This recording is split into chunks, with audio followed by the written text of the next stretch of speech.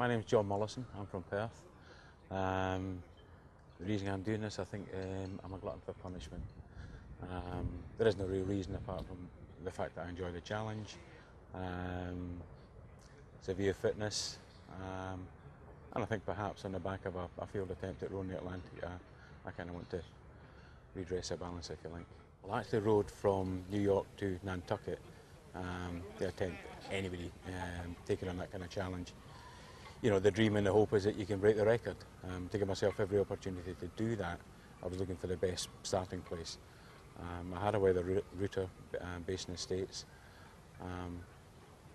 incidentally the same one that Branson and Fawcett uses when they cross the Atlantic in the balloon. Orca's a 30-foot trimaran, very, very light. We don't carry any kind of water ballast, so we sit very, very high in the water. I would suggest probably a good deal easier to row than some of the perhaps more conventional ocean rowing boats. Very quick, in my opinion. There are some difficulties in certain situations with it, but you know, I have some experience with it, passing that on to Ollie. So yeah, I think we can do quite well. We've made quite a few modifications, mainly with regard to the charging systems. Obviously don't want to run out of power again. And we'll put a little bit of height on the back for communications. So yeah, I think we're there.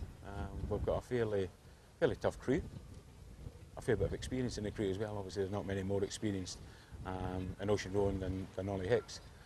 And obviously Dave and Jack are fairly motivated. You're an amputee, John. Tell us how you lost your leg. Unfortunately, I was daft enough to stand in a mine 2 days after the surrender in the Falklands. I served with 5-9 Commando Royal Engineers. When the conflict was over, we very quickly had to start dealing with the mine problem. So, having been out in the field for so long, my job at that time was plotting minefields.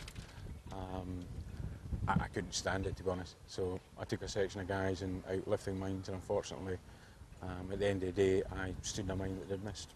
That's just sheer luck. But it hasn't hindered me in any way, and if anything, perhaps maybe more determined. I wouldn't be doing it if I didn't think we had a reasonable chance of success.